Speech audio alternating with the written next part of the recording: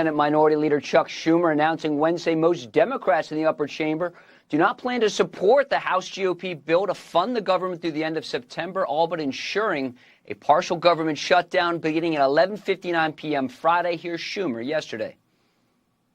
Republicans do not have the votes in the Senate to invoke cloture on the House CR. Our caucus is unified on a clean April 11th CR that will keep the government open and give Congress time to negotiate bipartisan legislation that can pass. I hope our Republican colleagues will join us to avoid a shutdown on Friday.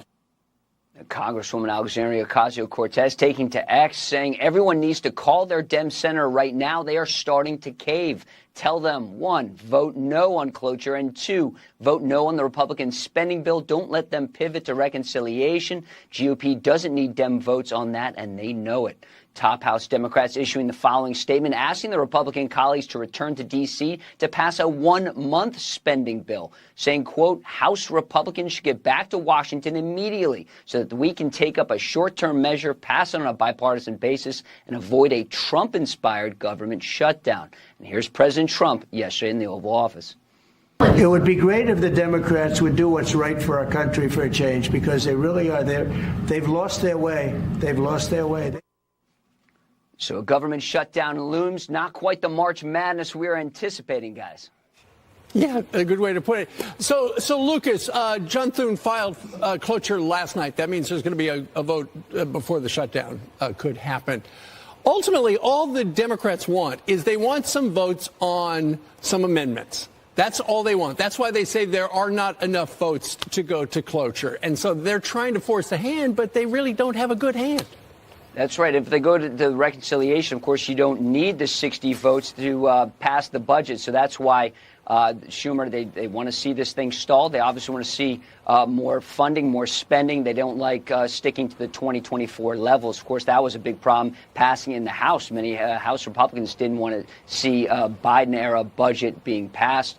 But here we are, guys. And the big question is, there's a shutdown. Who gets the blame? People often cry about being a Democrat, so I got Grandma's computer here and want to show you how easy it is to donate money to Democrats. Click. See how easy that is? Nana gives me chocolate. Click. Who's got squishy cheeks? Click. More money for libs. Click. Wait, what is this pop-up? Suspicious activity? Account frozen? Oh, crap. I think I'm going to be sick. Yeah, I'm gonna jump out the window now.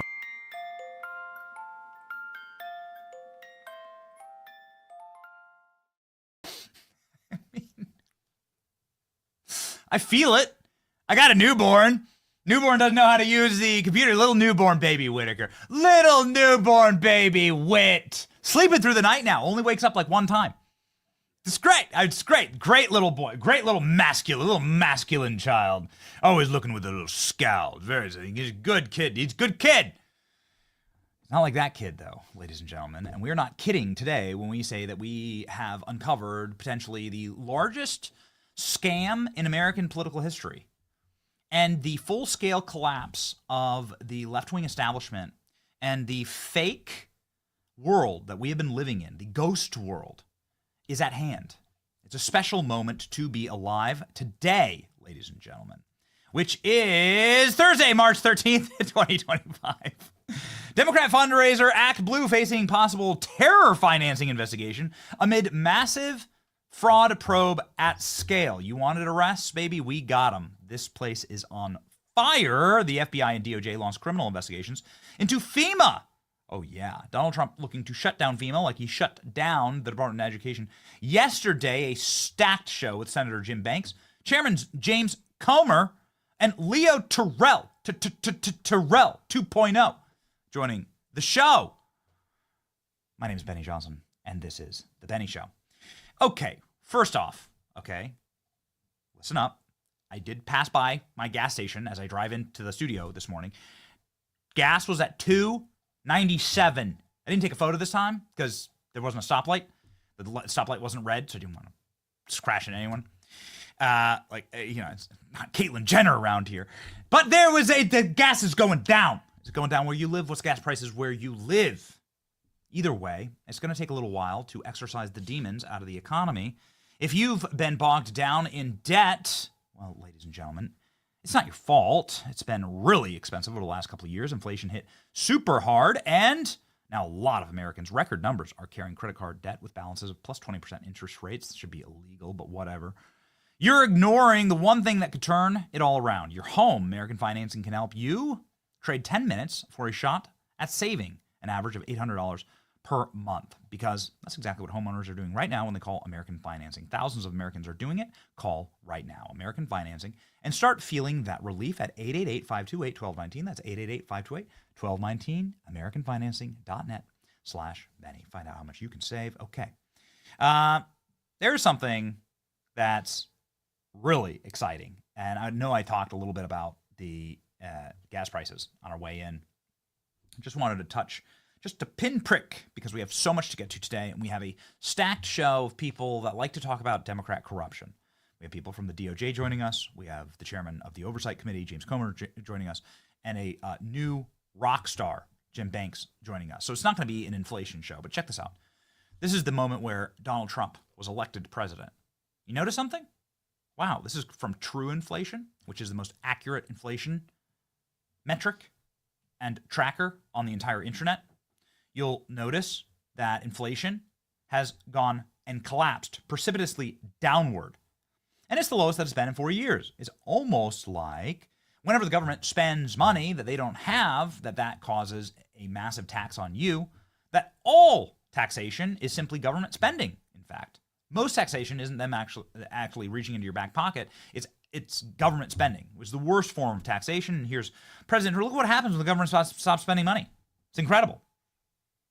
Massive wins on inflation. In fact, on CNBC this morning, Rick Santinelli was hysterical over the inflation numbers that have come through. The core CPI inflation numbers have come through at record levels, much lower levels than were even expected. And this is the first time that we've seen that in 4 years. It's always been higher numbers than expected. Here we go. On the headline, expecting up 0.3, up 0, goose egg, unched. Boy, that is progress. We haven't had a number that low. Well, we equaled it in July of last year when we had another 0. To find a lower number, you're back to October of 23 at minus 0.4. Strip out the all-important food and energy, down 1/10. Down 1/10. That's 0.4 lower than expectations. Down 1/10 also equals July of last year. Find a lower number, you're going back to COVID times,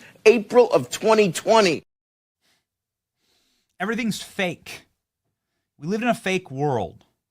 I put up a thread on this this morning, and I just can't really compound or comprehend how special of a moment that we are currently living in. And so such an honor to be able to do the show with you and to be part of the, you just blasted right past it. It's pinned at the top of the page.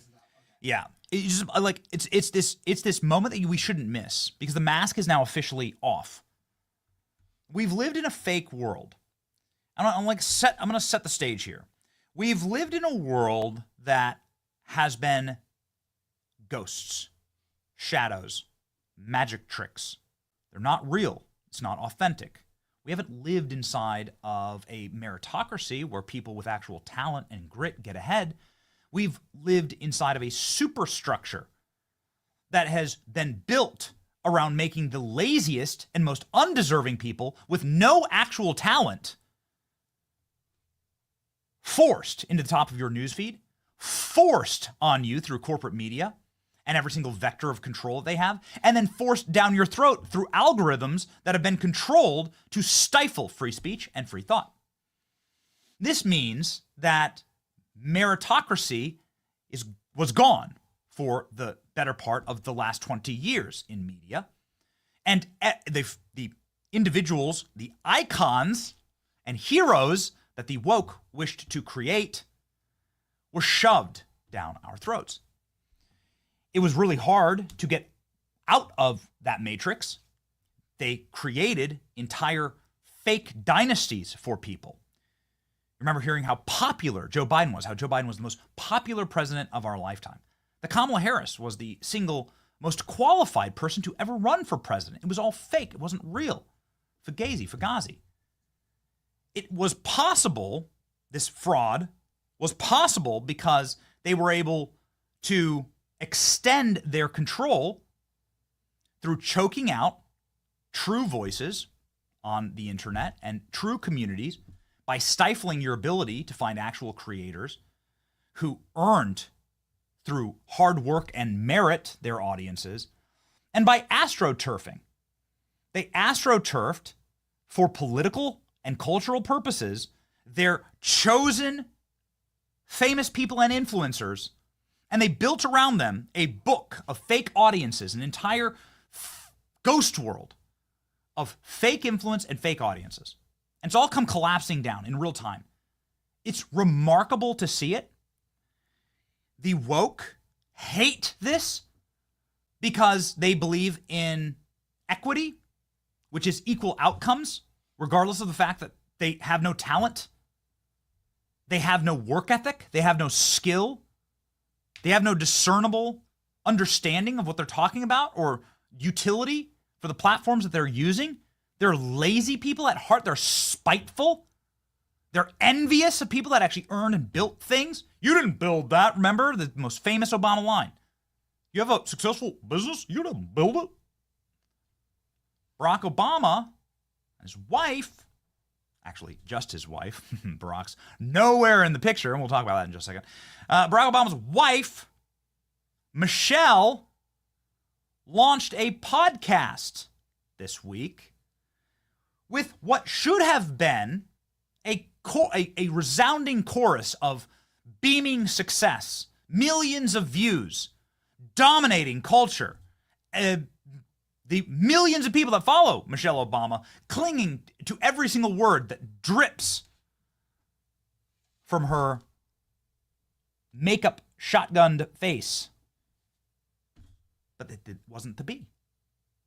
Because that fake world is collapsing, and is collapsing at scale. They're realizing right now, and we think we know why, or at least in part. I'll cut to the chase. The money's dried up. But in part as to why it's collapsing. The mask is off. The American public has never been on your side. It's always been astroturfed fraudulent audiences. You never had at-scale support or influence. You are the 20% on every 80-20 issue. And your nihilistic, narcissistic, envious, spiteful, vengeful worldview is disgusting to all of us. And we're done with you. We're over it. And the easiest way to actually show that is in the true marketplace of ideas.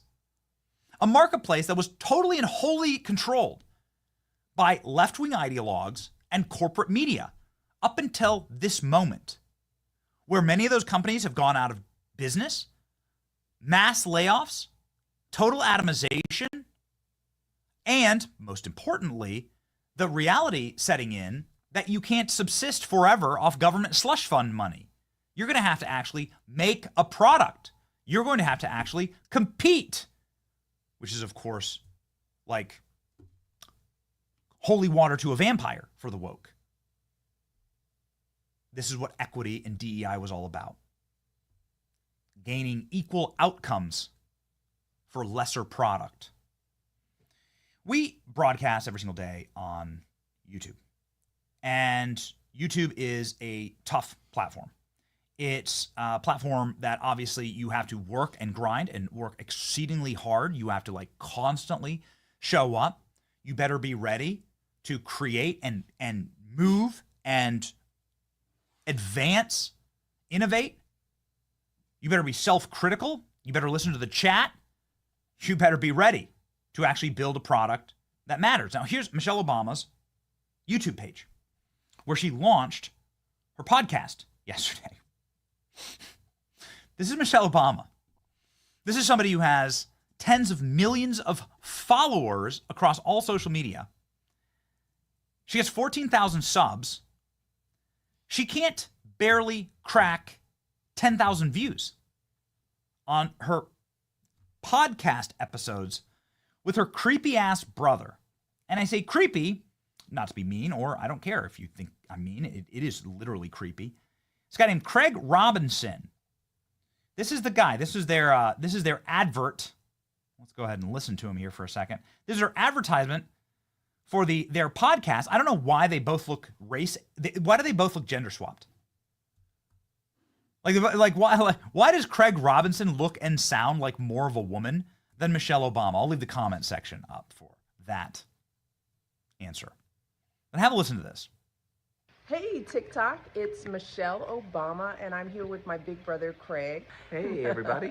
We're here because we're excited to announce the launch of our new podcast called IMO with Michelle Obama and Craig Robinson.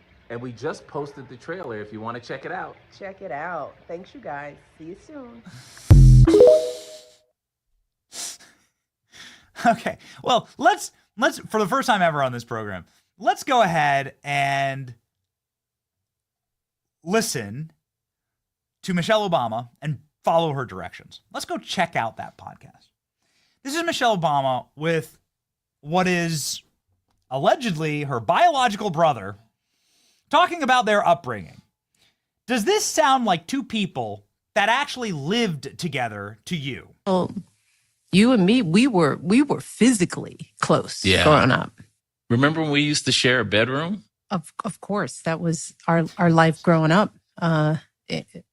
We shared the same room until you went to high school, right? That's right. Well, let's first just recall how small the apartment we lived in. You know, it seemed like it was huge, but it was essentially 2 bedrooms, right? No, it was 1 bedroom. Well, that little offshoot bedroom that mom and dad stayed in, you would consider that a bedroom. But that was the only bedroom. The room we were in was actually the living room. And the living room what we called the living room was actually the dining room. Huh. Okay. All right.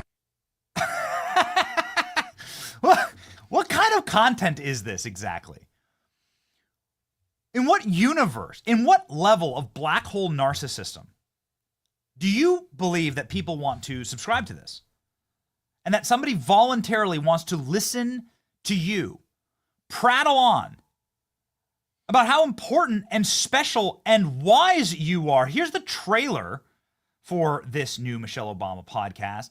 This effeminate, eunuch-looking creep of her brother, who again is far more feminine than Michelle Obama. It's very creepy. Is going like he goes. So why are we even starting this? You know, it just we started talking about this at the outset. Why we're doing this show? Always got to be a list. You know, post White House and writing the books and doing book tours. You know, Michelle Obama has access to the world's greatest stylists, right? She has access to so much money. She's worth $100 million at least. That's what they say on paper. She owns multiple mansions on private islands, including mansions that should be illegal in Hawaii, that they bulldozed ancient, sacred, turtle-raising pools in order to build the Obamas, their massive new mansion. They did this. She has all the access to all the money and all the production value in the world. First off, they're filming this podcast the dumbest possible way, which is the profile. They're idiots. They don't know what they're doing. They're filming in the studio. They film like profile. You shouldn't film like that. But then more importantly, she looks so dumpy. She looks just like garbage here. This is what they get. This is their premiere episode. This is it. Let's listen to her answer here. Why are you starting a podcast, Michelle Obama? You'd be shocked to learn that Michelle Obama thinks the world needs more Michelle Obama. Speaking at leadership conferences, things you do as a coach, you realize that what we have, even in our lack of resources, Come on. you know, in our household growing up, neurons in your brain, we had put it together, people say who things, would share their opinions, What are you talking? give us advice. We had mentors, and we were used to mentoring and being mentored. And I realize that a lot of people don't have that. You know, they don't have a safe place to come sometimes, Right. where they feel comfortable being vulnerable and asking hard questions, or They don't have people in their lives they trust. They are lone wolves, or maybe they have contentious relationships where they're estranged from the people they could rely on. So a lot of people out there are looking for guidance. A lot of people have questions they want to know, especially when they see somebody of note with a platform who, you know, by every measure looks successful. The first question is, how'd you do this? Tell me more. So I can only access so many people through books or at tours or at, you know, limited leadership conferences. So I think this podcast, first, we're all just begging for more Michelle Obama. We're all begging for her wisdom. We just can't get enough of it. Let's go ahead and check and cruise the comment section, shall we? On this is the episode, all right? Everybody, Michelle Obama says the reason that she's doing this with her eunuch effeminate, gender-swapped brother is that everyone is crying out. The people are screaming and crying out for more Michelle Obama, and she just can't do all of it. She has to write one book every 10 years that nobody's gonna buy. She has to go to book signings where nobody shows up. She has to launch products that fail. She has to go speak at leadership summits, get paid $100,000 per. Was it 100,000, Alex, or 500,000? It's just such a hard life. So she's gonna sit in one of her many mansions, and she's gonna record some lispy, absurdist, can barely like get the words out, podcast with her dumbass brother that nobody wants to hear from, and nobody even knows. And here's what the comments say. The beautiful thing about this moment is that we have the ability to actually show these people for the frauds that they are. Let's go ahead and check the comments. Came here for the comments, didn't watch the video. Remember when the guy drowned the chef in your lover's quarrel? Paid an IRS fine for 3 years in a row because your husband said I should pay for health care that I couldn't afford. I worked my balls off to get it here. If Hillary Clinton had made this podcast, the commentators would all be missing. They're going to have to disable comments next episode. Next episode, comments are turned off. Joan Rivers was right. Click on the video, immediately pause, go to comment section. The internet is a great gauge of how influential somebody actually is. The old guard media is absolutely dead. Thank you. Barely 16,000 views, and 90% of them are just people who tuned in for the comments. That's right. Everybody jumped in to leave a comment. This thing has 2,000 comments. Incredible. Forced, scripted, not authentic, 0 out of 10. I just came here for the comments. I can't believe the comments aren't turned off. The Hodge twins are getting a much-needed rebrand. This should be called Drop the Mic with Michelle Obama. I never thought reading the same joke over and over again would bring me so much joy. Thank you, YouTube comments. I'm literally crying. This has to be the best podcast started by two strong black men in a long time. I just stopped by to laugh at the comments. I hope clicking on it didn't count as a view. It did, sadly. These comments are wonderful. The earth is healing. Which one is Michelle?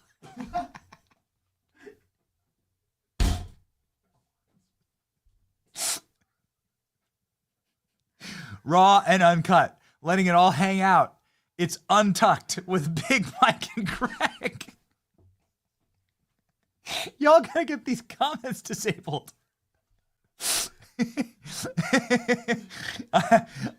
Just two down-to-earth brothers chopping it up.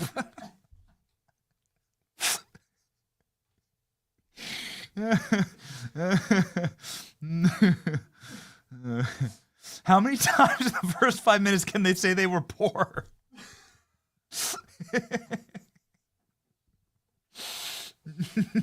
How many of these views are just 1 second?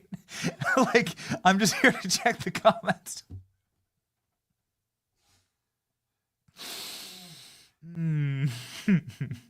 Oh, man. Okay, all right. Enough. Okay, enough. All right. Sorry. I'm done. All right. Anyway, the point is, two men and a mic. So The point is that it's a complete and total failure. Michelle Obama that has 22 million subs on X. 22 million changed her profile photo to not have Barack in it anymore. Yeah, they're definitely not getting divorced. Definitely not what you do when you're not getting divorced. Start a podcast with your eunuch brother and change your profile photo. Doesn't even get 1,000 reposts. You kidding me? So I got ratioed into the Sun. Didn't even do 1,000 reposts. 22 million sub. 22 million? And she can't crack 1,000 reposts. Really? Incredible.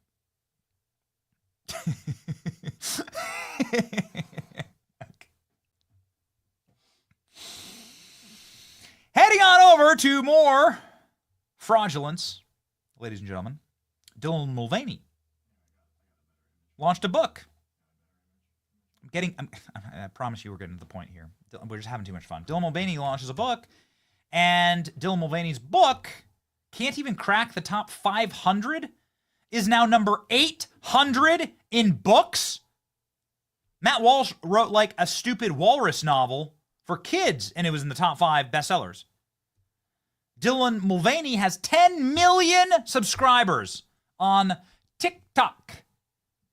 How much of that is fake?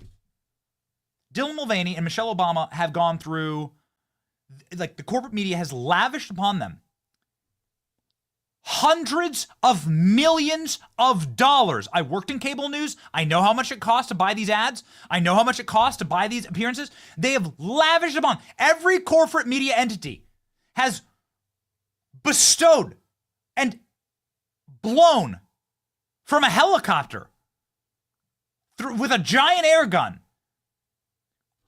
fame and money and free advertisement for these people. And they've failed. Just a complete and total bomb. They've lost their power. It's a truly special moment. You can't get more astroturfed than Michelle Obama and Dylan Mulvaney on this stuff. You can't get more astroturfed. You can't. And so something's happening. Something incredible is happening culturally. Same thing with Al Green. They tried to make Al Green a civil rights hero. They're trying to push the new woke, race-swapped Snow White. Snow White, whose skin is supposed to be as white as snow, according to the original Brothers Grimm novel. That's literally where the name Snow White comes from. Disney retcons it. Hires a Guatemalan actor who's just insufferable. Destroyed their movie, and now it looks like it's going to be potentially the largest box office bomb in the history of cinema. This new Snow Woke movie. It's all broken. It's failed. They bought at the top, and they didn't sell, and now they're going down with the ship. It's glorious to see. And ladies and gentlemen, it may have something to do, potentially, with ActBlue. I want to establish something I think that is really important here, which is that ActBlue is a money laundering operation. We know that. We can prove it. We want to start by getting in our little time machine, jumping back to the day that Kamala Harris, the original DEI stand-in for the hospice president, launched her campaign. Kamala Harris is someone that everybody loathed. Nobody liked her. She was not a liked person. To this day, there are humiliating videos of her just wandering around aimlessly in LA at basketball games and in grocery stores. Nobody even stops her for a selfie. Everyone's like trying to stay away from her. She's always been political toxicity. She was a DEI hire as a DEI body double for Joe Biden, who's in hospice. That's what it was. It was a hospice White House.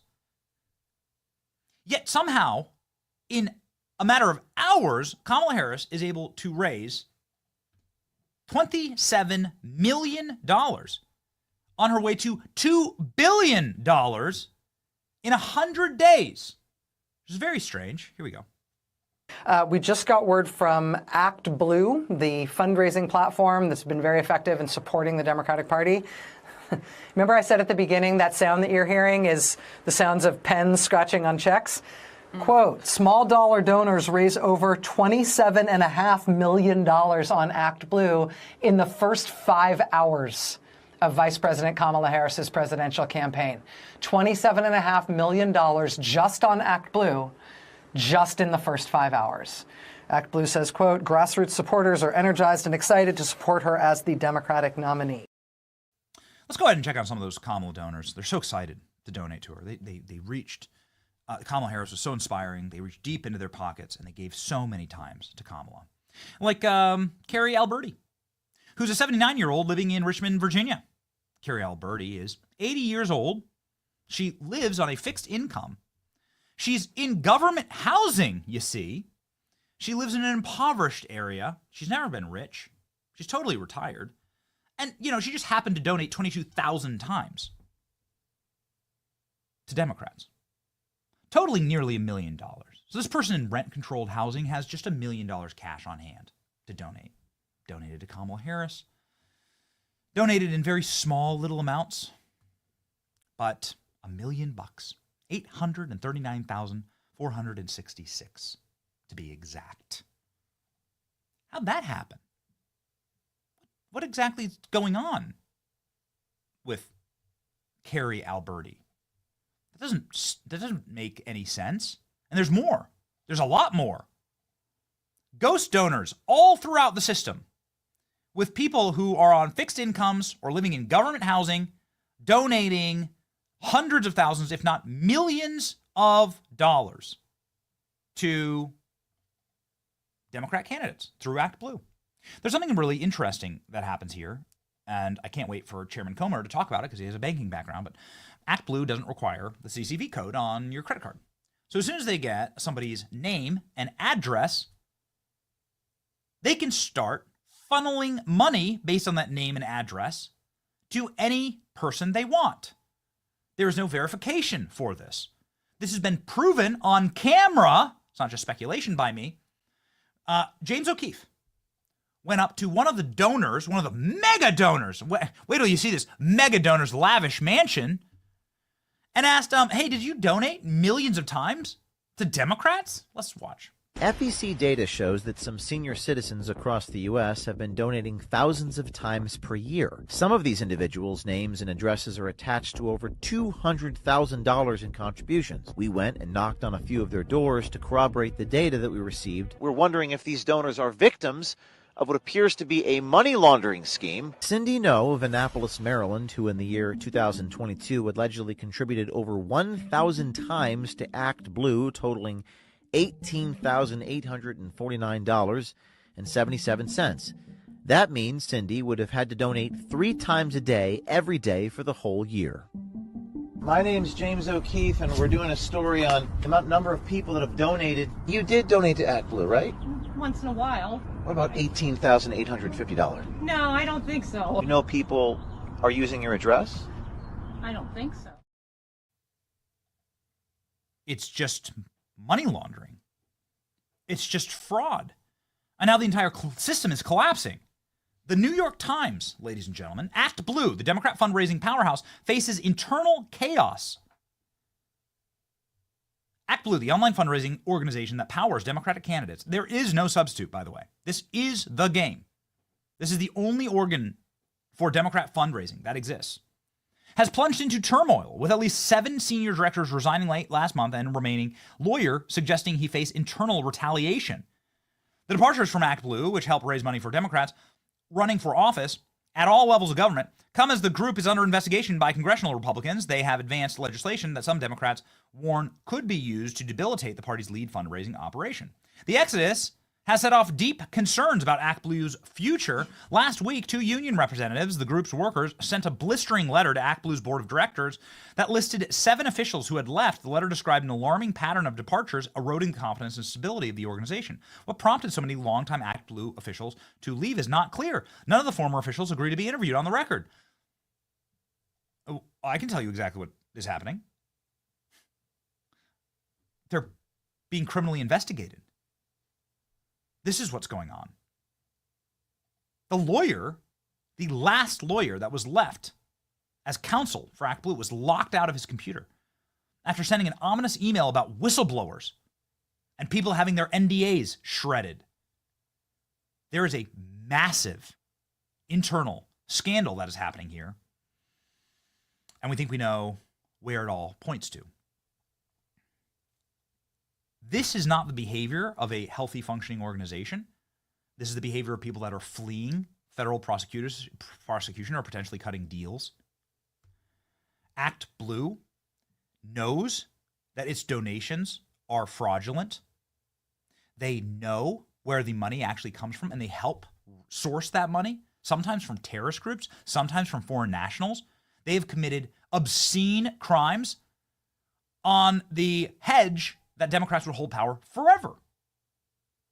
Let me explain how this all happens. And Elon Musk, Alex, if you wouldn't mind grabbing me that Elon Musk tweet that verified this is what he's finding at Doge.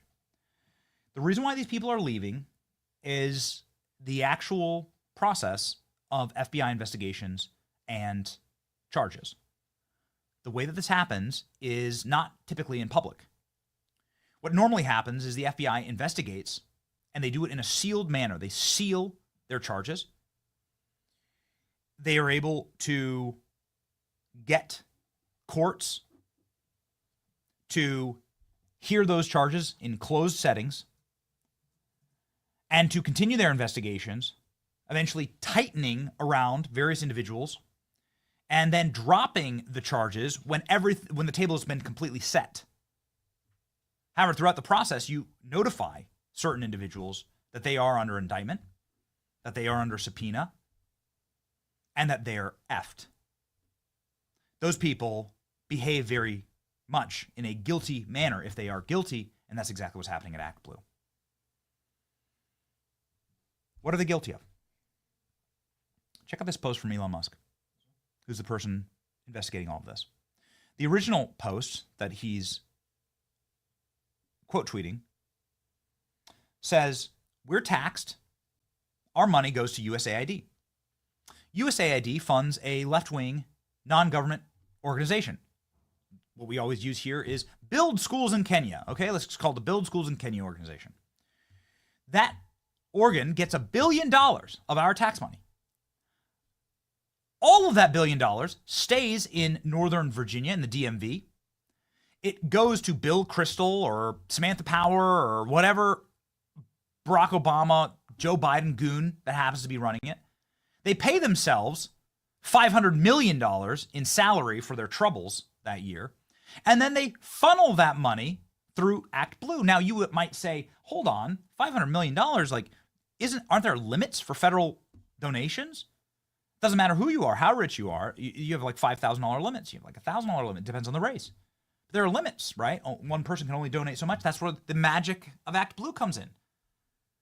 ActBlue creates a system where they have ghost donors, millions of them, potentially people who've just like donated $5 at one time. They steal their data, they steal their information, and then they plow millions, maybe tens of millions of dollars through a massive tree of ghost donors. And they were able to then funnel taxpayer dollars from the government directly into the campaigns of people that keep voting for USAID money and keep voting for this fraudulence. Of course they would. It's the self-licking ice cream cone. We believe that that's what's been uncovered. And ActBlue is really, really in a bad place right now. The New York Times writes, if ActBlue were to become severely diminished, Democrats running for office at all levels of government could face setbacks in their efforts to raise cash. Candidates for office ranging from school board to city councils to the presidency rely on the platform for their online fundraising. Republicans have spent years trying to catch up. And while there are some alternatives to the platform, none of them are on the scale or reach of ActBlue, meaning that none of them have been able to funnel more than $16 billion. How'd you get $16 billion? Democrats don't work. They don't donate. They're not particularly generous people. Really makes you wonder. Congressional Republicans have demanded answers from ActBlue about its security and fraud prevention measures as well as how the group prevents certain foreign donors from illegally contributing to candidates. The letter from ActBlue unions warned the group was under increasing scrutiny and the target of bad faith political attacks at the hand of ill-intentioned operators. Oh, okay, sure. Got it. ActBlue has been called out, and we believe that they have been caught. This is a massive grift, and it's something that clearly is going to lead to wholesale collapse. Got just one more fascinating little bit here from a man who's now currently in charge of USAID. He made a lot of news about a year ago. The guy's named Marco Rubio. Back when he was a senator, before he was Secretary of State, Rubio said, here's how the money laundering operation works. Let's go. In the back of everyone's credit card, we get asked for it all the time. There's this code called the CVV code, and it allows you to track that account and where it's located. You can donate money, thousands of dollars to ActBlue without your CVV code on it. And so I want to pass a law that requires that all these online donations using credit cards require a CVV, so we can make sure that that person is actually in the United States and eligible to contribute. Otherwise, you could have some credit card in China basically putting millions of dollars in small dollar donations into political campaigns in America. ActBlue has become a money laundering operation, and because they don't take the CVV. It's a deliberate strategy on their part. We should have a law that closes that. I've been trying to get it passed, and as you can imagine, the reason the Democrats oppose it is because ActBlue opposes it. Because if they had to put CVVs, if they had to use that code from their credit card, their donations would go. I think you're onto something, Senator. So that never really went anywhere, but now Republicans are fighting back. And the more you look into it, the darker and worse it gets. One final little chart here, an absolute stunner. Where did the USAID money go to? You know that 40% of the GDP of Somalia, Ilhan Omar's homeland, was USAID money? Do you understand the incentive here? Somalia, South Sudan, Sudan, Democratic Republic of Congo, Ethiopia, Liberia, Uganda. Some of the most corrupt nations on earth with some of the most unstable governments, literal warlords in charge. A quarter to nearly half of their economy was USAID money. How corrupt was USAID? Man, and how much of that taxpayer dollar went straight through to funding the opponents for, let's say, James Comer, chairman of the Oversight Committee. Ooh, baby. Jamie Comer, I know, is like a bulldog on this one. We call him the Bulldog, and he's joining us live now.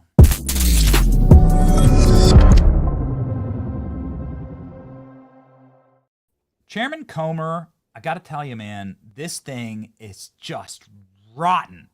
It's just rotten. I don't know if we have the direct evidence just yet, but man, you sure can put the pieces together and say that ActBlue must be one of the largest money laundering organs this side of the Biden family. Mm-hmm. And that's exactly how we're going to investigate this. The same way we investigated the Bidens. We're starting with the suspicious activity reports. These are the bank violations that if anyone commits a financial crime, the banks will catch it. I come from a banking background, and I can tell you there are extensive security measures in place. The banks have auditors, they have compliance officers, they have bank examiners. They catch suspicious activity. And especially if it's on a large scale and lots of different transactions. So what I tried to do, this was back during last summer, was request the suspicious activity reports from Janet Yellen in the Biden administration, and they would not reply to my request. We knew that ActBlue was getting just a ridiculous amount of money going through. Heck, my opponent that I beat by 50 points raised, several $100,000 on ActBlue, and she had zero chance. If you ranked the races from 1 to 435, that wouldn't rank in the top 400 as having the potential to win. But she was still getting all these mysterious donations. And you had House candidates that 80% of their campaign budget came from anonymous small dollar donors on ActBlue. So we smelled something. Obviously, it came out what Rubio said, that they weren't using the code on the back of the credit card. That allowed for fraud. It just didn't make sense.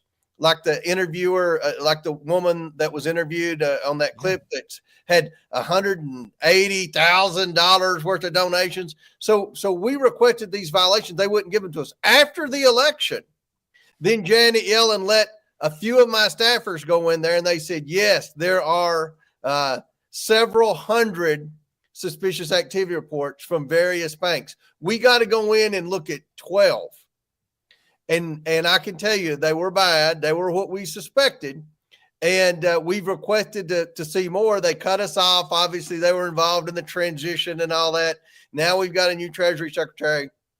We're supposed to go in there in the next week or so and examine them all. But I can tell you there's enough that we've seen already from media reports and from the few bank violations that we've already looked at, that a lot of our worst theories are going to be confirmed with respect to ActBlue. And that's why so many people are hitting the exits right now at ActBlue. Really? So it's your investigation that is spurring on this panic? Because I've seen this organization, I've seen ActBlue operate for decades, and I've never seen anything like this. Everyone's left, all the leadership's gone, the lawyers are fleeing. I mean, listen, man, when the lawyers are fleeing and getting locked out of their computers and sending threatening messages about whistleblowers, you're cooked, right? You are, and I'm going to tell you what my theory on this. Please. When you showed that clip of MSNBC saying, oh, within 5 hours, we've raised $27 million. What a movement. You know that this goes back to the Biden investigation, where the people that were protecting Biden would collude with the mainstream media, and they would send them exactly what to say, exactly what to print. The headlines would come out anytime we were about to do a deposition. And lo and behold, everywhere from the New York Times to MSNBC would have the exact same headline. You know, they just all mysteriously, word for word, the exact same headline saying no evidence, the deposition was a failure, even before we would swear the witness in. And they got together to collude with the media saying, oh my gosh, look at every Democrat in the United States is sitting at home right now on their computer making numerous $100 donations to Kamala Harris, and all the Democrats running in the purple seats all across the United States and in the Senate races that are competitive. And when you know the media all comes out of the gate at the same time, you know, saying the exact same thing, then that's collusion. And that's whoever's behind the curtain, whoever was calling the shots at the White House, whoever was colluding with the media to disinform their viewers about whether it be ActBlue or the Biden's finances. That's where the money's going to come from. And I think we know some familiar names that are probably going to be at the root of this when it's all said and done. So what you're alleging here, Mr. Chairman, is that this is the largest money laundering scam in the history of American politics. Well, it could be, but I will tell you, it doesn't make sense. And if ActBlue, we've been requesting information from ActBlue for months now. If they were innocent, they would be going on TV trashing me. They would be calling me a conspiracy theorist, just like they did in the Biden investigation. But they're not saying anything, and they're leaving, and their lawyers are leaving. Now, when the lawyers leave, you know, that's a pretty good sign that something bad's going on there. So we don't need to speculate. We have the receipts. And I'd just like to read through just a single one of them, if you wouldn't mind, Mr. Chairman. Carrie Alberti, not trying to pick on this sweet 80-year-old woman from Richmond, Virginia. She lives in a rent-controlled apartment, $2,000 a month. It's got to just be like a very humble little place there. Mm-hmm. Richmond's a nice city, nothing wrong with it. But hey, listen, you know, she just happens to be an 80-year-old on a fixed income, surely on Social Security, not living large. 22,619 donations in the last 500 days, Mr. Chairman, totaling $800,397. This is a enormous amount of money. We just rounded up to nearly $1 million donated by this little old lady on the fixed income. Right. How's that possible exactly? Well, she'd have to have a pretty big credit card limit to be able to do that, because you do it through credit cards and or wire transfers or whatever.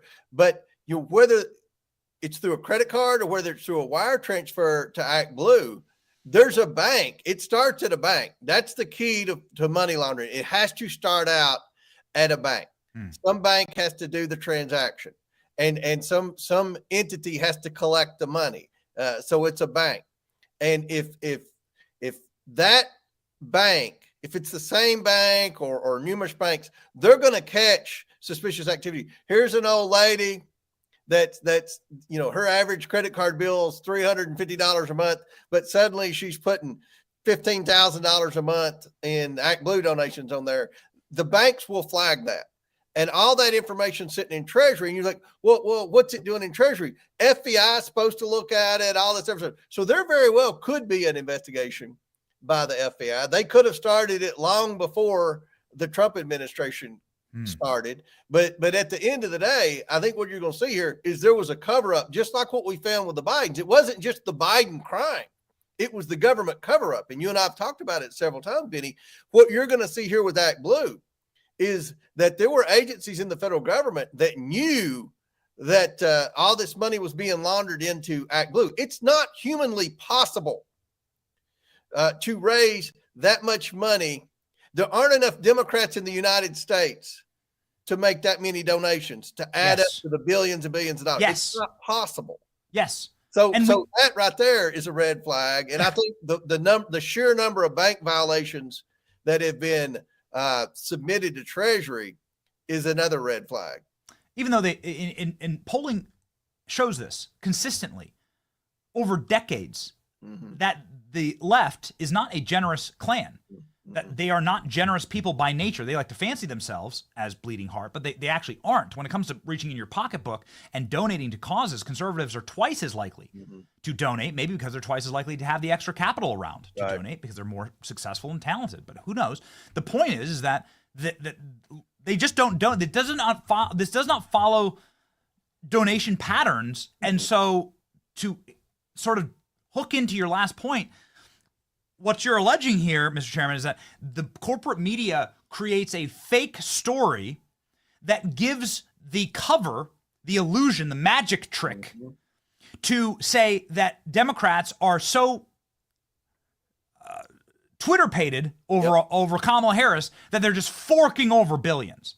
Absolutely. Right? It's a fake story, and what that does is it is a mask to cover the money laundering that's happening by maybe a few key individuals or foreign entities, or who the hell knows, somebody in China, somebody in Iran, that is actually funneling through donors. Am I getting this correct? Because I don't have a banking background. Funneling through donors, small dollar donors, all of these donations. Yeah, it has to start with a credit card or a bank wire. So hopefully we'll be able to start tracing, and it's going to take a lot.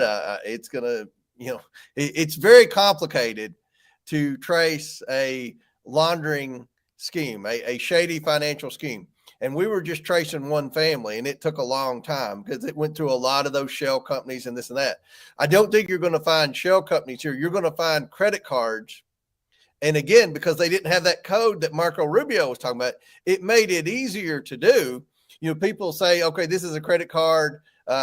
It's in Benny Johnson's name, but it's really not in Benny Johnson's name. But this credit card, with a $10,000 limit, on the first day it's issued, $10,000 gets charged to on the credit card to all to the same entity in tons and tons and tons of $10, $25 increments.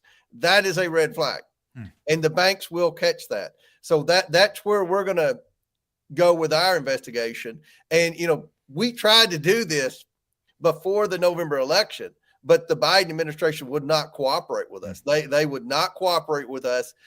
But by the media saying that, remember, when Kamala Harris, when Joe Biden filed for re-election, the Democrats wanted to get rid of Kamala Harris. They wanted to put someone else on the ticket. And because she was an ineffective vice president, nobody liked her. She couldn't keep staff. She had the highest staff turnover of anybody in the history of the vice presidency. And yet, when Joe Biden, after the debate, they realized they had to get rid of him, and they couldn't get rid of Kamala because, that would look bad. She was a female and she was a minority, and that went against everything that they said with DEI and all of that other stuff. They came up with this. Okay, let's say there's just this mass movement of support for her. And $27 billion comes in, over, all this money, or $27 million comes in just overnight. And, the momentum starts and the media goes with it. Oh, look at this. This is a grassroots movement like we've never seen. People are giving every penny they have to see that Kamala Harris is president of the United States. There was no excitement for Joe Biden, but now everybody's excited about Kamala Harris. I have seen this play out time and time again, where the media, the liberal media, colludes with some Wizard of Oz character that was operating the auto pen in the White House, signing all the executive orders. Someone is telling them what to print to make it look like, the Democrats are have all the momentum and the Republicans are tanking. Right. And the easiest way to do that is to show record fundraising numbers that nobody could possibly track. Right. Even though every time I go to a gas station that's not my normal gas station, my bank sends me an immediate text message. Yep. Is this you? Is this fraudulent? Like exactly. Yeah. The banks catch it. The banks will catch it always. Yeah. Every time. Final question on this topic, and then one or two more places I want to go with this. Do you have any have you asked Kash? I know you were very close with Kash. Have you asked him if there's an open FBI investigation into this? Yeah. Do you have any confirmation that there's like heavier federal force being weighed upon ActBlue? Yeah, I promise, Kash, I won't talk about our conversations on interviews, but I'll just say this. I have 100% confidence in Kash Patel, and I am so excited. I just light up when anyone mentions Kash Patel's name because I've had to deal with Christopher Wray for the last 2.5 years. Kash Patel is a breath of fresh air, and I think that we got the right guy in there. That's all I can say about that. Okay, so on a sort of broader scale, Mr. Chairman, could we see federal charges? I mean, is this the point right here? Because clearly these are huge crimes. Well, I'll tell you, we'll turn over a report once we go through all those bank violations. And again, those aren't common like the media would said about the Biden suspicious activity reports. It's not common for a bank to file those suspicious activity reports. And when you get hundreds of them, then there's a pattern of bad behavior there. So we'll go through those as quick as we can once we get in there. And like I said, I think we'll be in there hopefully within the next 2 weeks, within the next week. And we'll start going through all those. We'll issue a report and turn it over to the FBI and the Department of Justice. And we'll see what happens there, because there's just a lot of things, especially if it's foreign money. My subpoenas don't work overseas. If they did, we would have gone a lot further in the Biden investigation. You've got to have the FBI and the CIA and the Department of Justice on board to crack the code of a lot of what's going on with the Clinton Foundation, with the Bidens, with ActBlue. I really believe you're going to find offshore accounts and things like that no congressional committee. Once you get offshore, you don't have any juice. But those federal agencies do. And unfortunately, during the last 2 years, we've had the Merrick Garland Department of Justice. Now we've got the Pam Bondi Department of Justice in the Trump administration, and a guy like Kash Patel and a guy like John Radcliffe at CIA. So hopefully we can get some answers here. And if we do this totally takes down the Democrat parties we know it. Not only are they, lost in the wilderness, they have no issues or platforms other than they hate Donald Trump. If it is proven that they were cheating with these donations from bad people in bad countries like the Biden family money, then I think a lot of people are gonna walk away from the Democrat Party, because there are good Democrats in America that do believe in what the Democrat Party used to stand for. But I think this will be the final straw. You're cooked. You don't have any party anymore. That's right. You don't have a functional Democrat. They'll have to rebuild. It'll be like a Hiroshima moment. They'll have to just rebuild from the ashes. Yep. If ActBlue goes down and if people go to prison, if there are frog marches for like hundreds of ActBlue executives and accountants and people that knew about this, it's gone. You know, the data and the value of that, it's gone. I mean, it's the value of that data and ActBlue alone. You get rid of that, the Democrat Party has no. I mean, it's over. It's over. Okay, so speaking of it being over, we had the White House tell us recently, Alina Habba, say, you know, listen, power of attorney is a very important thing, and whoever signs a document better damn well be that person. If a president's running his entire administration through AutoPen, then we really have questions about the legitimacy of what happened in the Biden administration. There's some very damning evidence that all but proves that the entire Biden hospice center was being run through a AutoPen. What do you say to that, Mr. Chairman, as this is something that is very much in your wheelhouse? I'm just glad to see the truth is finally coming out. You know, I was one of the first members of Congress to suggest that Joe Biden appeared to be in the early stages of dementia. And people like Jake Tapper attacked me. And now Jake Tapper's got a book that I think is going to say what I said all along, but we'll see. You know, at the end of the day, this AutoPen is a very serious thing. I mean, you do AutoPens on letters. You do AutoPens on proclamations like wishing you a happy birthday, Benny, or something like that. You don't do AutoPens on executive orders or on pardons and things like that. Especially if you've got a president that people have already, you know, they kicked off the ticket because of things like the Hur report and a debate where he looked like he didn't know where he was and things like that. I mean, this adds to the question, who was really in charge? Was there some unelected bureaucrat calling the shots? Was the person standing behind the curtain that tells the media what to write, what to report? Was this the person that was telling some intern in the White House, sign that pardon for this person or that person on the AutoPen, sign that executive order? I mean, this is very serious, and I hope that we can get to the bottom of it. There's no explanation for why the AutoPen was used in this. There's not a single person in the Biden administration that's come out and said, oh, this is the reason why. You know, nothing. Joe Biden on vacation signing pardons when he's not even in the country. That's like, right. It's so obvious that somebody was clearly does Joe Biden know? So if the president, the legal question here is, if the president doesn't know he's signing something, is it real? Is it real? And there's a lot of those executive orders that are bad, that change the labor laws. They did all these executive orders with the federal employees. It's given Trump, you know, to Trump proof the Trump administration, you know, all of these federal employees that Trump is firing and that Elon Musk is talking about getting rid of, you know, they're going to sue. And part of their case are these executive orders that Biden signed on the way up, but he didn't sign them. It was the AutoPen that signed them. And was he the one that did he even know about it? I mean, there are so many serious things here that are in play because of the actions of Joe Biden and that AutoPen in the end. And you know, when you see the pictures of the speech, the last speech he gave in the Oval Office, and there's Hunter Biden sitting in there.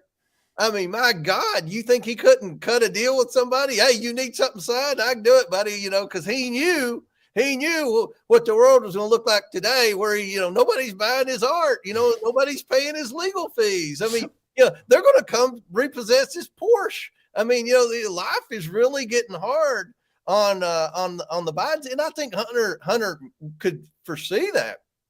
So was he the one running the White House? I don't know, but he was always there. And who was? It wasn't Joe Biden. I mean, you know, he hasn't given one interview. He hasn't done anything since he left office. And, you know, now that this has come into play with this AutoPen, I mean, this is a very serious piece of evidence that would suggest that he may not have had any idea what he was doing over the last 6 months of his presidency. And Speaker Johnson's like, yo, I was one of the few guys that ever got to talk to Joe Biden, and he didn't know half the time what the hell I was talking about. That's right. I'd bring up pieces of legislation he'd signed or pardons he'd signed, and he didn't know. That's right. He had no clue. So yeah, but man, Mr. Chairman, Hunter Biden signing his own pardon with the little machine. I've seen it all out of that family. Nothing would surprise me, Benny. Goodness gracious. Do you think Joe Biden signed that whole "I'm not going to run for president" letter? That might have been an auto pen deal that they slipped through there because, I don't think Joe Biden wanted him to drop out.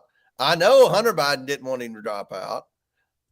And he apparently didn't want to drop out. He never told anyone. From all the recounts of the interviews with Pelosi, with the Obama people, right? He never agreed to drop out. Then all of a sudden he drops out. So I don't know. I don't know. Okay. Hunter, last question, because we have such a fun and storied history of talking about Hunter Biden and just simply talking about Hunter Biden as a vector to the truth about Joe Biden. And you've never used your position to like bully the guy. It was just a simple through line because Hunter Biden was clearly the bag man, as you've established in all of your extensive reporting with your committee. Now the game is completely up, man. And that guy, that new filing that he has against Marco Polo, like nobody's bought my dad's out of office. Now nobody's bought my art. I'm totally impoverished. Apparently my house burned down.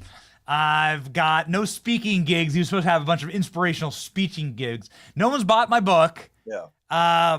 Boy, man, it must be nice to have been so right from 2,000 yards, Mr. Chairman, because you've been calling out this fraud for a very long time. Think about this. For 4 years, Hunter Biden didn't have a job.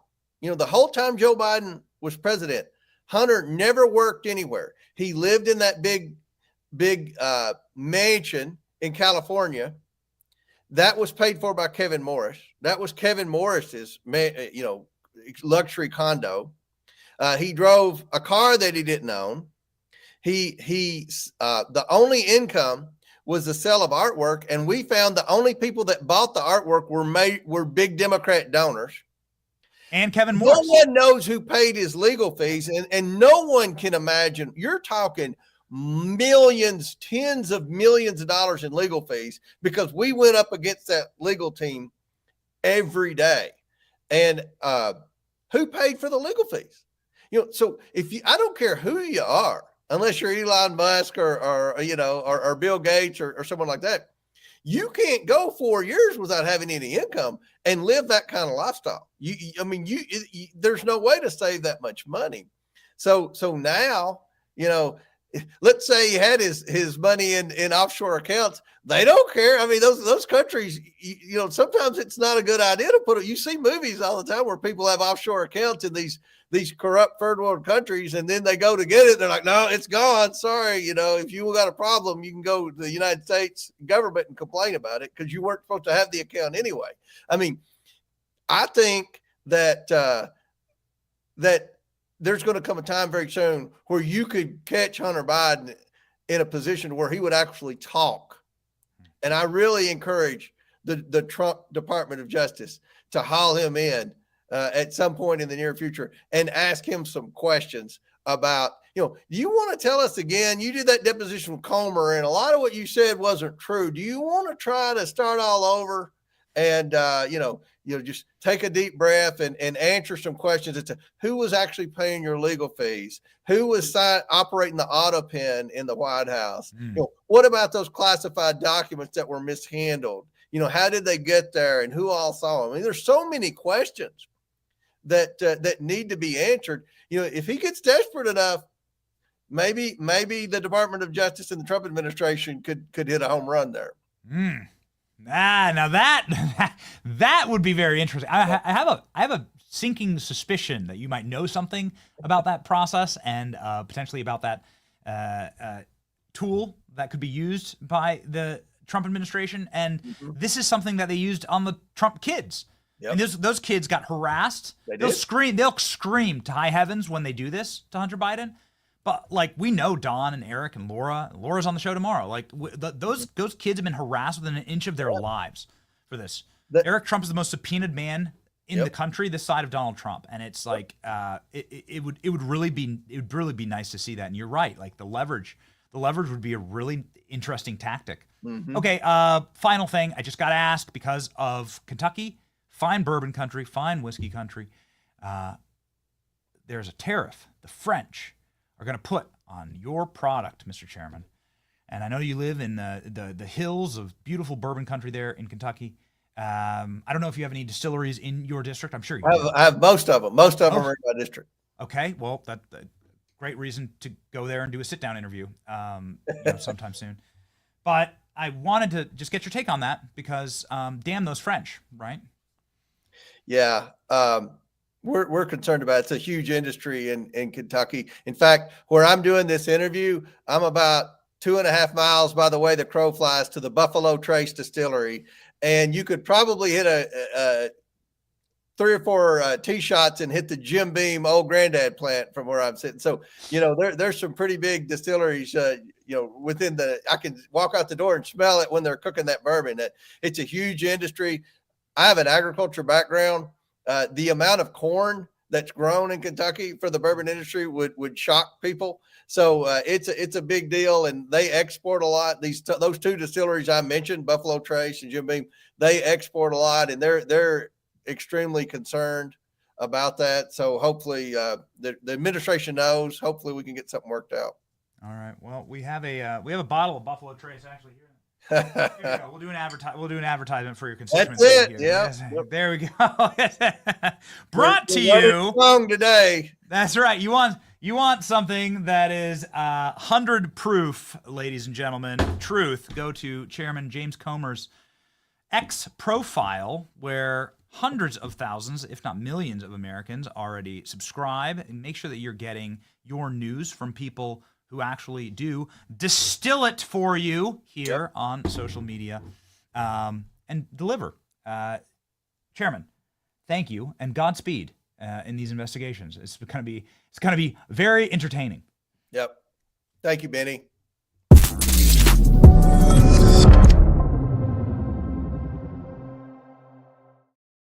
All right, very fun. I love it when we can go long a little bit with guests, especially guests that have such an extensive base of knowledge.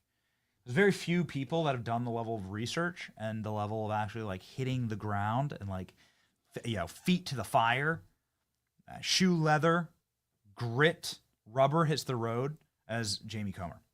And that's why we call him the Bulldog, ladies and gentlemen. We are bringing you our program live every single day. We will be heading, I think, to Washington, D.C. tomorrow for a special project. We'll be heading to a special project inside of the Department of Justice. It's going to be exciting. It's going to be fun. We're going to bring you along as much as I can tell you right now. But we're going to bring you along. And when we bring you along, ladies and gentlemen, when we're traveling, Patriot Mobile. There are people. Patriot Mobile is the cell phone company that powers us on the road. We talk about it a lot. They are the only Christian conservative wireless provider in America, and they lock in with us with uncompromising quality. They're available on all 3 major networks, and Patriot Mobile can make sure that you are not funding the dying, decaying, totally atomized woke left. Don't give them any quarter right now. Michelle Obama's podcast is failing right now because Patriot's in control. Patriot Mobile, ladies and gentlemen, in control. PatriotMobile.com/Benny. Call 972-PATRIOT to get a free month of service. Promo code Benny. Switch to Patriot Mobile today to defend freedom with every single call or text you make. PatriotMobile.com/Benny. All right, Feds opening up criminal cases even more. Ladies and gentlemen, a lot of arrests, a lot of very interesting force happening from Kash Patel's FBI, and now all of America is cheering along. Obviously, as larger scale investigations get going, it takes a long time to do these things. I just emphasize and cannot express enough patience. Patience. For all this stuff takes time. Feds open criminal probe into New York City migrant shelters demanding staff turn over names of aliens housed at hotel. We were there with Christy Noem this past week. And the ICE agent there in charge of New York told us that there are 7 million criminal aliens that they know of that could be deported today. And they can't get to them. And so this is now the big question for the Trump administration, which, breaking news, has just invoked the Alien Enemies Act of 1798 to quickly speed up mass deportations. Check this out. The Aliens Enemy Act, 1798, says if you are here illegally and you're trying to harm our country, we don't even need a judge. We're just going to kick your ass out. The Alien Enemies Act of 1978 is federal law entitled An Act Concerning Aliens, and is part of the Border Alien and Sedition Act, the administration of President John Adams. It remains on the books today, codified in 50 U.S. Section 21 through 24.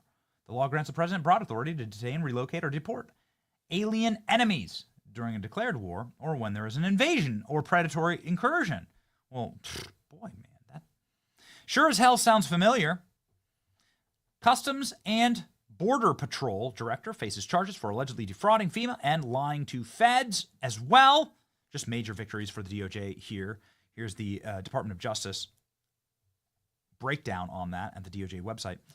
Director at Customs and Border Patrol charged with schemes to fraudulently obtain disaster aid and lying to federal agents. Here's the CBP agent defrauding FEMA after Michigan floods. Career federal employee Serena Baker Hill charged with misusing disaster funds, lying to investigators. Look at that. She claimed that her house was uninhabitable while working to collect FEMA rental assistance. Money bank records show it wasn't spent on housing. FBI Director Kash called this part of a renewed effort to crack down on public corruption, deliver accountability. The 55-year-old heads the Customs and Border Patrol Center for Excellence. Isn't that great? Okay. All right. Enough. All right. Enough. Ladies and gentlemen, let's get to some excellence, shall we? Let's get to somebody that I've been really excited to have on the program for quite a while. Big fan of Leo Terrell. Joining us live now, he is the Senior Counsel to the Assistant Attorney General for Civil Rights at the Department of Justice on a series of wins. Let's go.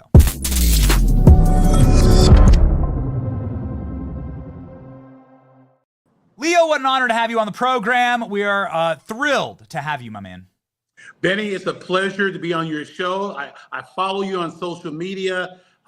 It's a privilege on behalf of the government, Department of Justice, to answer all your tough questions today.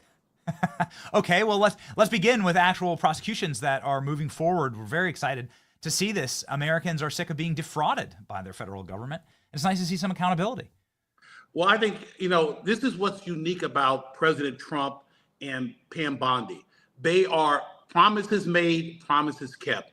And what you have seen in the Trump administration with the Department of Justice in the last 4 weeks is remarkable. Joe Biden was asleep at the wheel for 4 years. You have Trump, Bondi, Department of Justice working every day on this 24/7. And I'm privileged to be heading the task force to combat anti-Semitism in this country, which just simply got out of control and ignored by the Biden administration.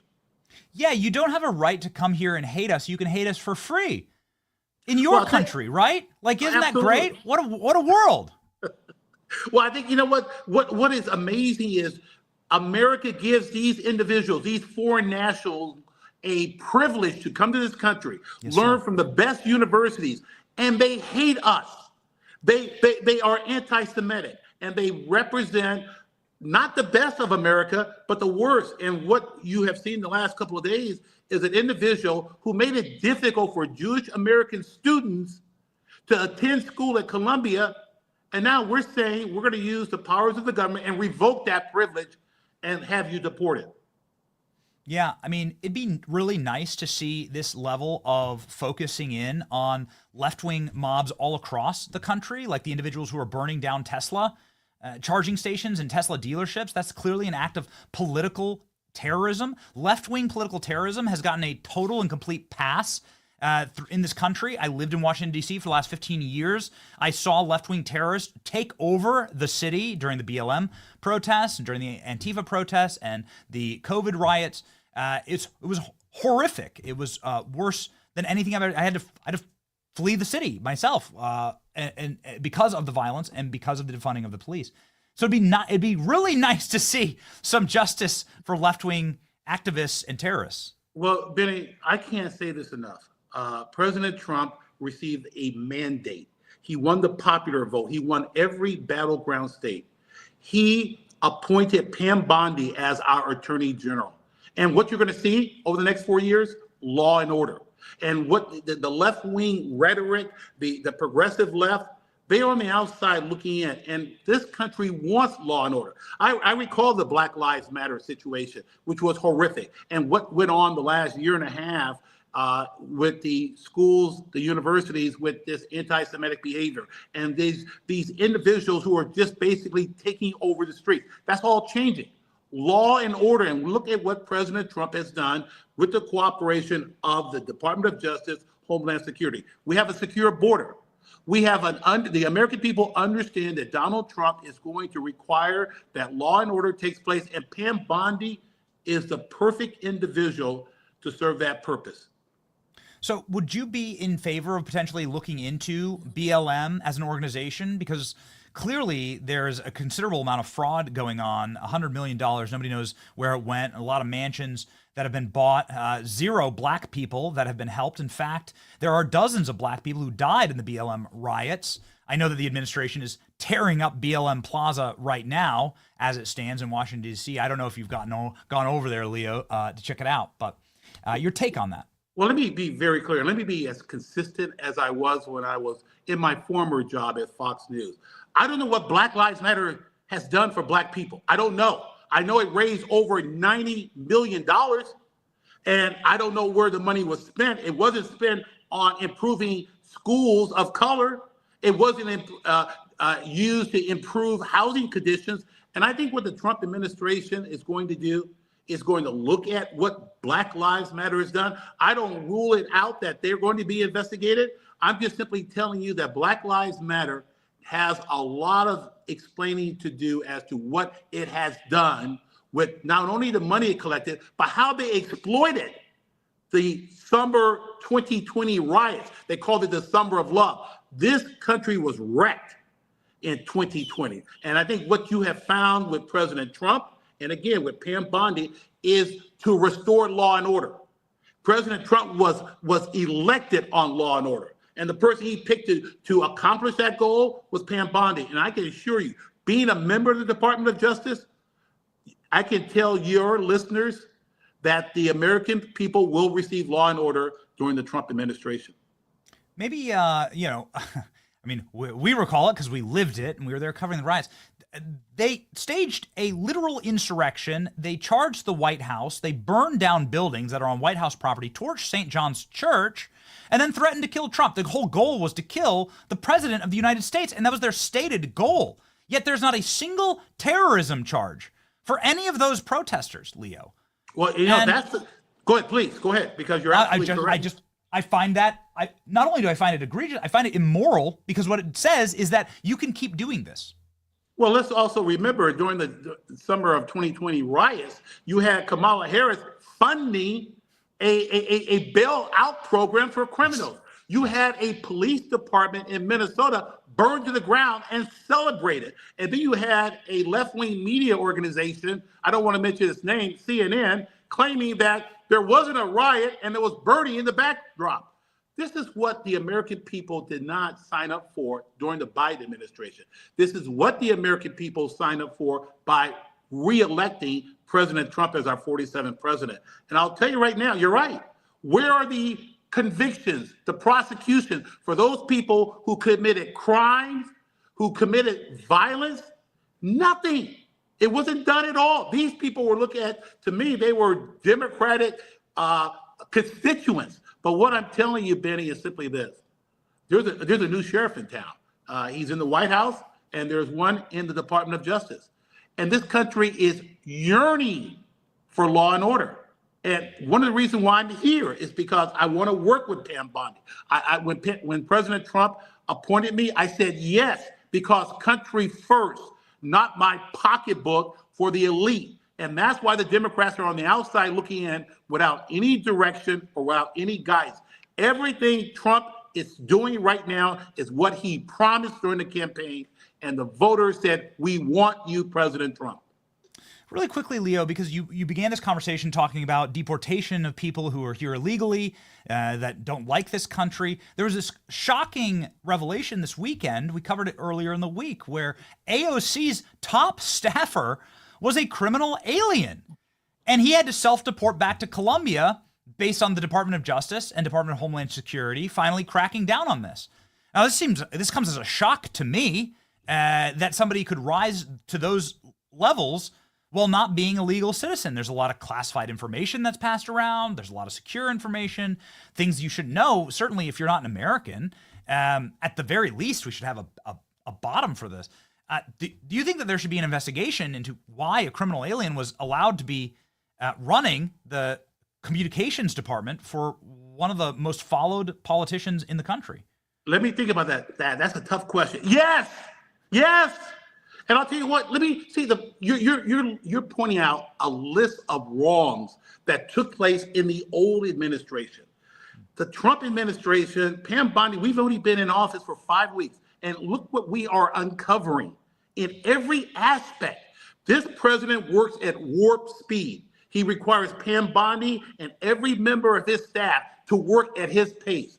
And to answer your question, thank God President Trump got elected, because Benny, we wouldn't have known this if the other side got into office. We're going to expose this.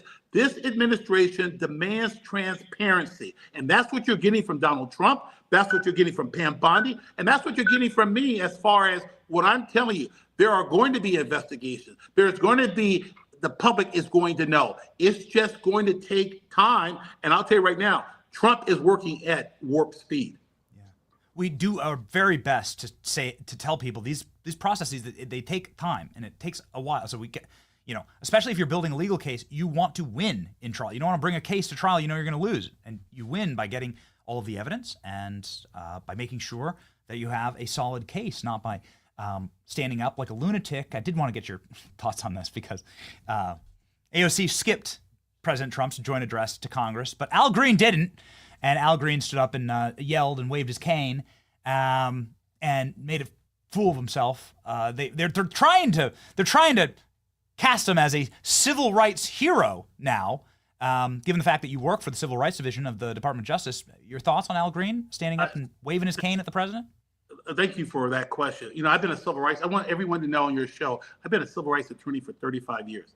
The Democrats play the race card, and I found what Al Green did at the joint session of Congress insulting, embarrassing, and the Democrats, Benny, always play the race card.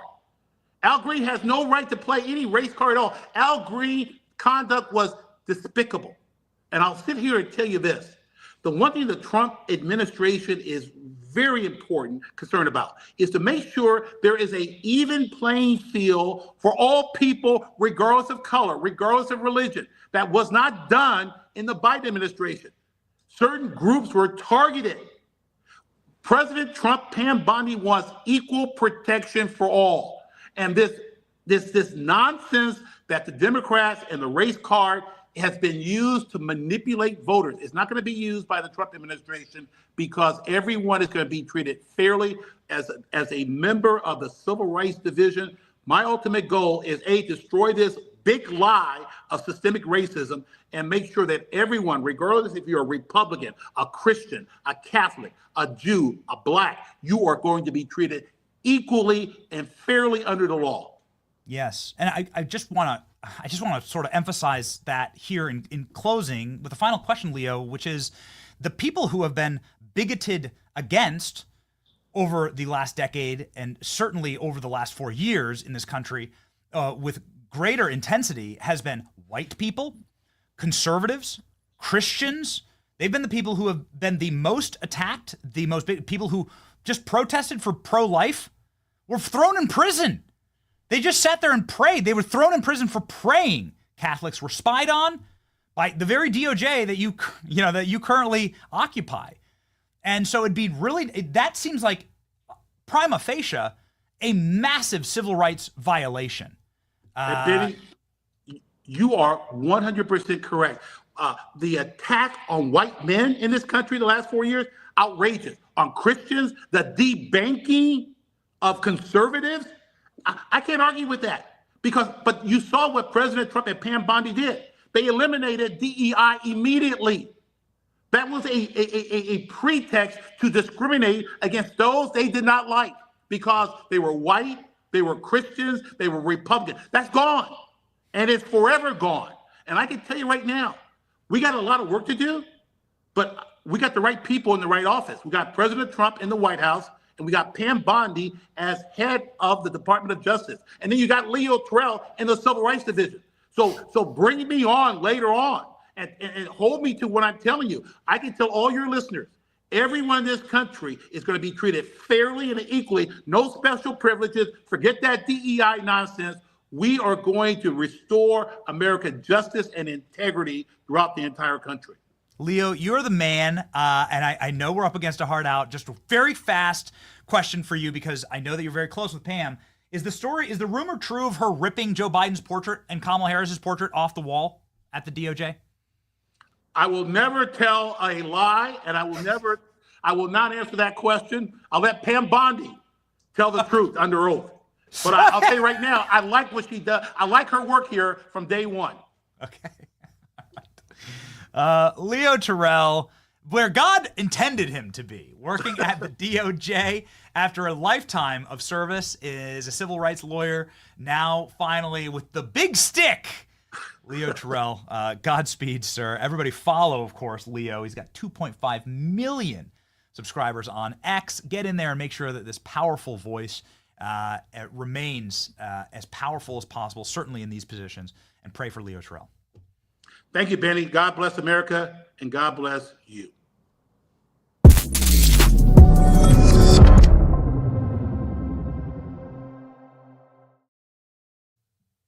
That was fun. Come on, man. That was fun. That's great. It was our first interview from the DOJ. First interview from the White House. We were getting interviews with Alina Habba inside of Joe Biden's fake White House office. How special is this moment? How exciting is this? Ladies and gentlemen, don't miss it. It is amazing. Like, don't miss it. Like, don't take a breath. Like accept that we are living in just the greatest timeline and that we're back, boys. We're back. Pete Hegseth orders force-wide review of existing fitness and grooming standards. Pete Hegseth straight up posting on X. I need this post. Posting on X. You're not allowed to be fat in the military. That's what he said. Pete Hegseth is like, no, you're not allowed to be fat. It's incredible. Troops will be fit, not fat. Our troops will look sharp, not sloppy. And we seek quality, not quotas. The bottom line, the Department of Defense makes high standards great again across the force. Good for him. Freaking Pete Hegseth just crushing it, man. Speaking of somebody who is a dear friend of the military, is on Veterans Affairs, is a veteran himself, our Army and Navy veteran who served in Afghanistan, Jim Banks. Jim Banks is a senator who has votes, and they called votes. He was supposed to be on the program. I think he's already rebooked, and so we look forward to having Jim Banks on the show very soon. He cannot join us this morning. Jim Banks would have probably loved to sound off on this. Pete Hegseth saying, yeah, like using the RFK, using RFK terminologies. No more baddies in the military, I guess. Defense Secretary Pete Hegseth on Wednesday ordered a department-wide review of existing standards for each military branch, physical fitness, body composition, and grooming. We must remain vigilant in maintaining the standards that enable men and women in our military to protect the American people and homeland with the most lethal fighting force. Our adversaries are not growing weaker. Our tasks are not growing less challenging. This review will illuminate how the department has maintained this level of standards required over recent past trajectory, and these changes, there are not going to be changes in these standards. Unfortunately, the U.S. military's high standards of body composition and other metrics eroded in the recent years, particularly during the tenure of former Joint Chiefs of Staff Mark Milley, who couldn't do a push-up. Have you ever seen Mark Milley walk around?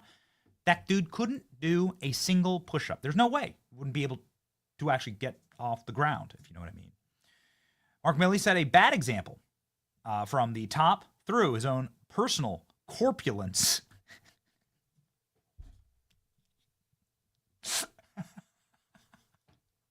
Secretary Hegseth is committed to restoring high standards. I can't believe they threw a corpulence in there. What a beautiful, beautiful word to describe Mark Milley. Oh, man, ladies and gentlemen. A fun show, and a show that, well, got to tell you, we have some decisions to make. I think we're heading up to D.C. tomorrow. We'll see. The interview with Leo Terrell gets the people going. But no matter where we are, ladies and gentlemen, our verse of the day will be with you from Hebrews 13:5. The truth from the Scriptures. Keep your lives free from the love of money and be content with what you have, because God has said, never will I leave you, never will I forsake you. The love of money, man. That's a good one for the ActBlue show. Holy smokes, that will be the downfall, right? Eye of the needle. God's with you. God protects us and God provides for us. And that's all we really need. Through his Son, Christ Jesus, we are able to know that we have salvation and seek to better ourselves and to produce fruit every single day. And that's pretty much what we do here. We thank you for joining us. We're honored to have the privilege to do this show every single day. Shout outs to the chat. Shout outs to those who power this program, and many, many more good things to come here in the golden era. It's your boy Benny. See ya. People often cry about being a Democrat, so I got Grandma's computer here and want to show you how easy it is to donate money to Democrats. Click, see how easy that is? Nana gives me chocolate. Click, who's got squishy cheeks? Click, more money for libs. Click. Wait, what is this pop-up? Suspicious activity? Account frozen? Oh, crap. I think I'm going to be sick. Yeah, I'm gonna jump out the window now.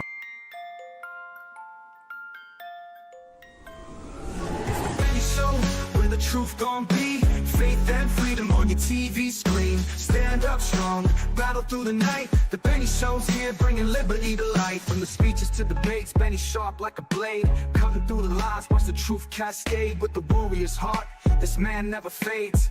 You know it's prime time when Benny invades. From saving the nation to stories untold, the Benny Show's a storm, see the truth unfold. Stay in the loop, let freedom take hold. Salting all the libs, soul never sold. It's the Benny Show, where the truth gon' be. Faith and freedom on your TV screen. Stand up strong, battle through the night. The Benny Show's here, bringing liberty to light. Liberty to light. Bringing liberty to light. Liberty to light. Bringing liberty to light. From the speeches to debates, Benny sharp like a blade, cutting through the lies, watch the truth cascade. With the warrior's heart, this man never fades. You know it's prime time when Benny invades. From saving the nation to stories untold, the Benny Show's a storm, see the truth unfold.